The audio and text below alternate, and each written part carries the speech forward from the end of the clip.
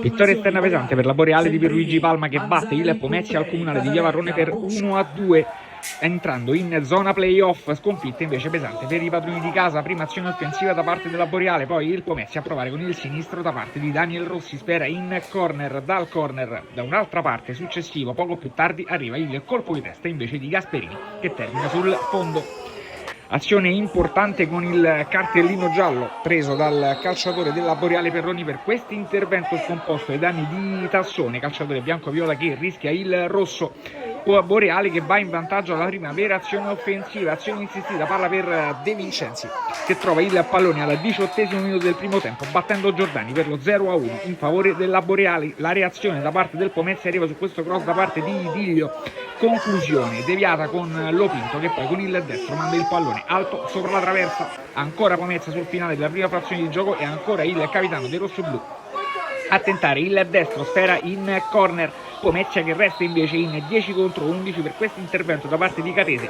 Il direttore di gara lo giudica irregolare, cartellino rosso, e Pomezia che resta in 10 uomini. Nel secondo tempo arriva il raddoppio con Cupperi che si incunea in area di rigore con il sinistro, batte Rutelli per lo 0-2 in favore dei biancoviola che chiudono così virtualmente il match.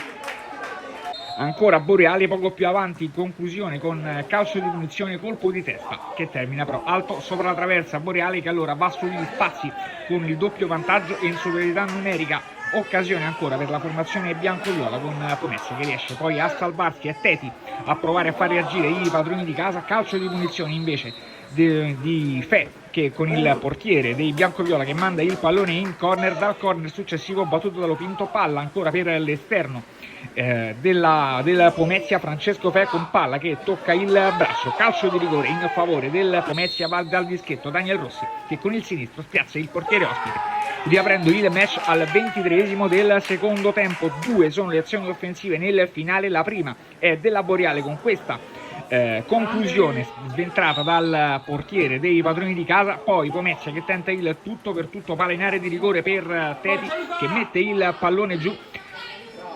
Il numero 20 cade in area di rigore, per il direttore di gara non c'è nulla, anzi cartellino giallo, poi dopo 6 di recupero, triplice finale.